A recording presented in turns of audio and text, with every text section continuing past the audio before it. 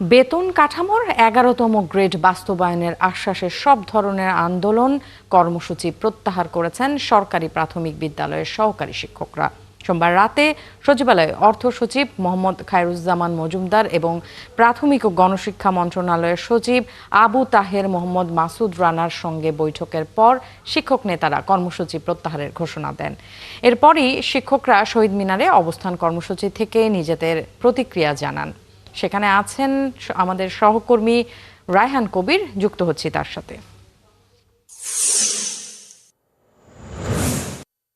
রায়হান, একটু জানতে চাই শিক্ষকদের সব দাবি কি মেনে নেওয়া হয়েছে কিনা, আর শিক্ষকরা কি বলছেন, একাংশ নাকি এখনো অনড় থাকতে চাচ্ছেন, তাদের অবস্থান কি, তারা কি বলছেন?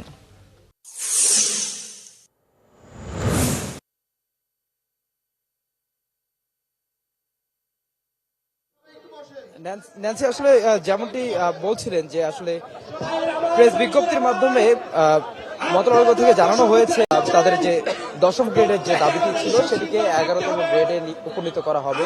কিন্তু শিক্ষক নেতারা সেখানে তাদের লজিক্যাল জায়গা থেকে সম্মতি জানালেও এখানে শহীদ মিনারে যারা আন্দোলনরত রয়েছেন সে সকল শিক্ষক সেটাকে মানতে রাজি নন। তারা প্রেস বিজ্ঞপ্তির মাধ্যমে নয়, তাদের দাবি তারা চান আসলে এটাকে প্রজ্ঞাপন আকারে দিতে। আমার পিছনে ঠিক সাধারণ প্রাথমিক শিক্ষকরা রয়েছেন, তাদের সকলের ভাষ্য তারা আসলে প্রজ্ঞাপন ছাড়া এই আন্দোলন কখনো আন্দোলন থেকে পিছু হটবে না এবং প্রজ্ঞাপন ছাড়া এখান থেকে যাবে না। যে সকল প্রতিনিধিরা তাদের সচিবালয়ে ছিলেন তারা মানলেও এখানে যারা প্রাথমিক শিক্ষকরা রয়েছেন তারা সেটি মানছেন না এবং যে সকল প্রতিনিধি সেখানে গিয়ে মধ্যস্থতা করেছে তারা বলছেন আসলে সে সকল প্রতিনিধিকেও আসলে তারা মানেন না। আমরা একটু তাদের সঙ্গে কথা বলবো যে আপনাদের যে ১০ম গ্রেডের জায়গায় ১১তম গ্রেডের সম্মতি জানিয়েছে এ সম্পর্কে আসলে আপনারা কি বলবেন? আমরা এই মুহূর্তে রাষ্ট্রের এই অবস্থা দেখে নির্বাচনের আগে আমরা ১১তম গ্রেড মেনে নিতে রাজি হয়েছে। যদি আমাদের প্রজ্ঞাপন দিয়ে আমাদেরকে আরো ২ দফা দাবি মেনে নিয়ে যদি আমাকে বলে যে রড ছাড়তে, তাহলে আমরা ছেড়ে দিব ইনশাআল্লাহ। আপনারা কি বলছেন, আপনারা আন্দোলন থেকে পিছু হটবেন নাকি আন্দোলন আপনাদের চলবে? আমাদের ৩.৫ লক্ষ সহকারী শিক্ষকের দাবি ১০ম গ্রেড, যেহেতু কর্তৃপক্ষ ১১তম গ্রেড করছে, আমরা প্রজ্ঞাপন ছাড়া আন্দোলন ছেড়ে যাব না। আমরা প্রজ্ঞাপন নিয়েই স্কুলে ফিরে যাবো, আমাদের ক্লাসরুমে ফিরে যাবো। আমরা প্রজ্ঞাপন চাই। আমরা একটু আপনার কাছে জানতে চাইবো যে আসলে আপনাদের প্রতিনিধি দলরা তো সেখানে গিয়েছিল, মন্ত্রণালয়ের সচিব ২ সচিবের সঙ্গে কথা বলেছে, তারা তো কথা বলে তাদের কথার মাধ্যমে তারা সম্মতি দিয়েছে যে তারা আসলে ১০ম গ্রেডেই করতে চায়। ১০ম গ্রেড নয়, ১১তম গ্রেডে। আমরা আশ্বাস চাচ্ছি না, আমরা প্রজ্ঞাপন চাই। যতক্ষণ মধ্যে প্রজ্ঞাপন না দেবে আমরা মাঠ ছাড়বো না। আমি ঢাকা মহানগরের একজন কর্মী হিসাবে সারা বাংলাদেশের শিক্ষককে আহ্বান করবো তারা যেন কালকে থেকে মাঠে চলে আসে।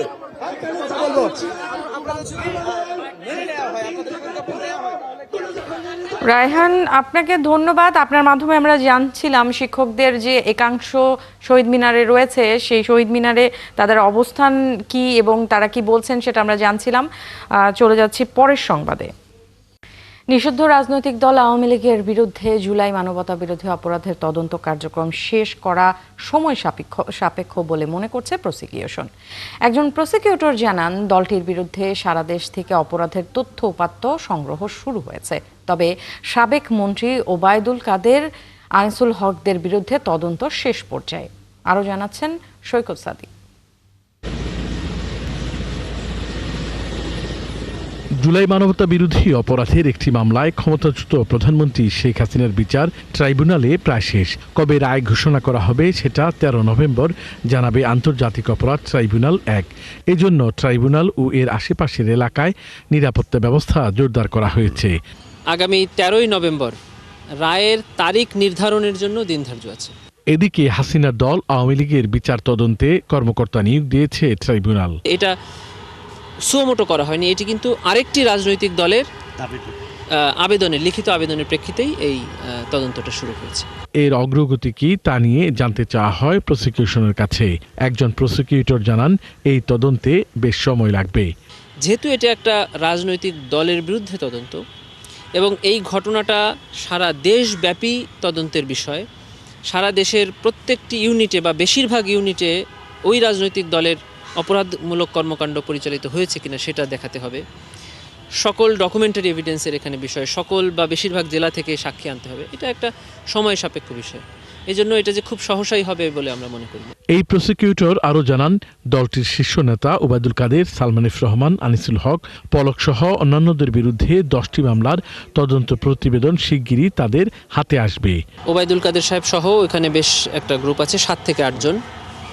তারপরে আছে ধরেন আনিসুল হক সাহেব, পলক সাহেব, সালমান এফ রহমান সাহেব সহ ওই সময়ের বেশ কিছু প্রভাবশালী মন্ত্রী যাদের স্পেসিফিক স্টেটমেন্ট আছে, উস্কানিমূলক বক্তব্য আছে, জুলাই গণহত্যায় সহায়তামূলক, সেই সব মামলার তদন্তগুলো আগে হয়ে যাবে। এদিকে আবু সাইদ হত্যা মামলার বিচারিক কাজ জানুয়ারির মধ্যেই শেষ হবে বলে আশা করছে প্রসিকিউশন। সৈকত সাদিক, ৭১, ঢাকা। রাজনৈতিক দলগুলোর সাথে সরকারের আলোচনায় বসার সম্ভাবনা নেই। জুলাই সনদ ও গণভোট নিয়ে দ্রুত সিদ্ধান্ত জানানো হবে, এসব কথা জানিয়েছেন পরিবেশ ও বন উপদেষ্টা সৈয়দা রেজওয়ানা হাসান। সোমবার সচিবালয়ে সাংবাদিকদের প্রশ্নের জবাবে তিনি আরও বলেন, নির্বাচনকে ঘিরে পানি ঘোলা করার চেষ্টা হচ্ছে, কেউ বিশৃঙ্খলা সৃষ্টির চেষ্টা করলে দমন করবে সরকার। শারমিন মীরার প্রতিবেদন। জাতীয় নেতৃবৃন্দের স্বাক্ষর সম্পন্ন হয়েছে। জুলাই সনদ বাস্তবায়নের বিষয়ে সিদ্ধান্ত নিতে রাজনৈতিক দলগুলোকে 7 দিনের যে সময় দিয়েছিল অন্তর্বর্তী সরকার, তা আজ শেষ হচ্ছে। বিএনপি বলছে জুলাই সনদ ও গণভোট চাপিয়ে দেওয়া হচ্ছে। জামায়াতে ইসলামী সহ 8 ধর্মভিত্তিক দল নির্বাচনের আগেই গণভোটের দাবিতে আন্দোলন করছে। এই অবস্থায় কি ভাবছে সরকার? সোমবার সচিবালয়ে পরিবেশ ও বন উপদেষ্টা সৈয়দা রিজওয়ানা হাসানের কাছে এ বিষয়ে জানতে চাইলে সরকারের অবস্থান তুলে ধরেন তিনি। হয়তো চায় 100% সিদ্ধান্তই রাজনৈতিক কনসেনসাসের ভিতর দিয়ে আসুক, 90% এসছে, 10% আসেনি। সেখানে সরকারের একটা দায়িত্ব আছে, একটা কর্তৃত্ব আছে। সরকার এই দুই জায়গা থেকে একটা সিদ্ধান্ত নেবে এবং সেই সিদ্ধান্ত নেওয়ার আগে সরকার একটা সময় দিয়েছে তো যে আপনারা 7 দিনের মধ্যে বসেন। তো তারা যেহেতু বসেননি, সেহেতু সরকার একটা সিদ্ধান্ত নেবে। ফেব্রুয়ারিতে নির্বাচন হবে এটা ঘোষিত, সেই মোতাবেক সব প্রস্তুতি চলছে। কিছু কিছু সিদ্ধান্তের জন্য আসলে নির্বাচন কমিশনকেও হয়তো আটকে থাকতে হচ্ছে, সেজন্য আমরাও আর খুব বেশি সময় নেব না, আমরাও নিজেদের মধ্যে কথাবার্তা বলে সরকারের পক্ষ থেকে সিদ্ধান্ত জানিয়ে দেওয়া হবে। সোমবার ভোরে রাজধানীতে বাসে আগুন দিয়েছে দুর্বৃত্তরা। একই দিন পুরনো ঢাকায় দিনে দুপুরে গুলি করে এক শীর্ষ সন্ত্রাসীকে হত্যা করা হয়েছে। নির্বাচন সামনে রেখে এই ধরনের ঘটনা কি সরকার সামাল দিতে পারবে? নির্বাচনের মতন একটা জাতীয় ইস্যুকে কোনো না কোনোভাবে বিশৃঙ্খলা সৃষ্টির মাধ্যমে ফয়েল করার চেষ্টা করে, তাকে বার্তা নিয়ে যেতে হবে যে নির্বাচনের রাস্তায় সরকার আগাচ্ছে এবং নির্বাচন হবে। সরকার এই জিনিসগুলো প্রোঅ্যাক্টিভ এবং রিঅ্যাক্টিভ উভয় অ্যাপ্রোচের মাধ্যমে নিয়ন্ত্রণ করার চেষ্টা করবে। আন্তর্জাতিক গণমাধ্যমে ক্ষমতাচ্যুত প্রধানমন্ত্রী শেখ হাসিনার একের পর এক বক্তব্য দিয়ে দেশে অস্থিরতা সৃষ্টির চেষ্টা করছে বলে অভিযোগ করেন উপদেষ্টা। এ বিষয়ে সরকার সতর্ক আছে বলেও জানান তিনি। যে স্টেক এখানে নানান জায়গায় তৈরি করা হয়েছে, সেই স্টেকের সাহায্য নিয়ে কিছু অস্থিরতা হয়তো সৃষ্টির চেষ্টা করবে, কিন্তু আমি দেশবাসীকে বলবো যে এটা নিয়ে আপনারা আতঙ্কিত হবেন না। শারমিন মীরা, ৭১, ঢাকা। গণভোট নিয়ে যারা প্রশ্ন তোলে তারা ফ্যাসিবাদ আমলের মতোই কথা বলছে, এমন মন্তব্য করেছেন জামায়াত নেতা হামিদুর রহমান আজাদ। সোমবার তিনি আরও বলেন, 11 নভেম্বরের সমাবেশের মাধ্যমে সরকার ও জনগণ নতুন বার্তা পাবে। সমাবেশের প্রস্তুতি নিয়ে বৈঠক করেছে ইসলামী ঘরানার 8 দল। বিস্তারিত শাহরিয়ার ইমতিয়াজের প্রতিবেদনে। মঙ্গলবার যৌথ সমাবেশ করবে 5 দফা দাবিতে আন্দোলনে থাকা সমমনা 8টি দল। এ নিয়ে ইসলামী আন্দোলনের কেন্দ্রীয় অফিসে বৈঠকে বসে দলগুলো। পরে জামাতের এক নেতা বলেন, সমাবেশ থেকে সরকার ও জনগণ পাবে নতুন বার্তা।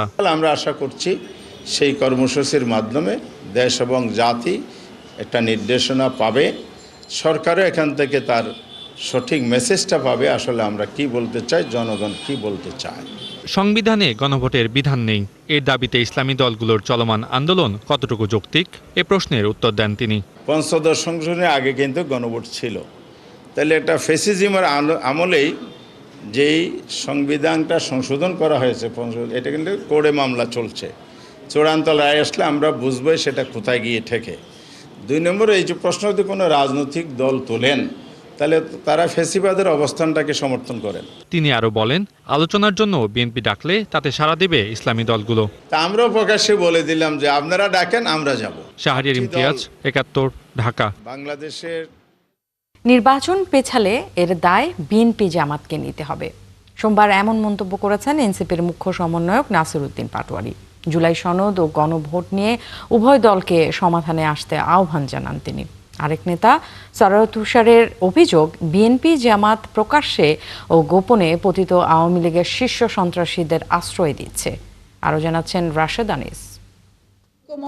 এবং ভিন্ন মত সহ একটি জুলাই সরকারের বেঁধে দেওয়া 7 দিন পেরিয়ে গেল জুলাই সনদ ও গণভোট প্রসঙ্গে সিদ্ধান্ত নিতে পারেনি রাজনৈতিক দলগুলো। এর জন্য বিএনপি জামাতকে দোষারোপ করার পাশাপাশি অন্তর্বর্তী সরকারের উপদেষ্টা পর্ষদকে নির্বাচন আয়োজনের অযোগ্য মনে করছে জাতীয় নাগরিক পার্টি এনসিপি। রাজনৈতিক দল জুলাই সনদকে আসলে ব্যবহার করেছে নিজেদের রাজনৈতিক ফায়দা আদায়ের জন্য, এখনো ব্যবহার করে যাচ্ছে। মানে এটাকে এক ধরনের জিম্মি করেছে জুলাই সনদকে। আপনারা দেখতে পাচ্ছেন যে জামায়াত ইসলাম প্রতি মুহূর্তে আঙ্গুল বাঁকা করা সোজা করার হুমকি দিচ্ছে।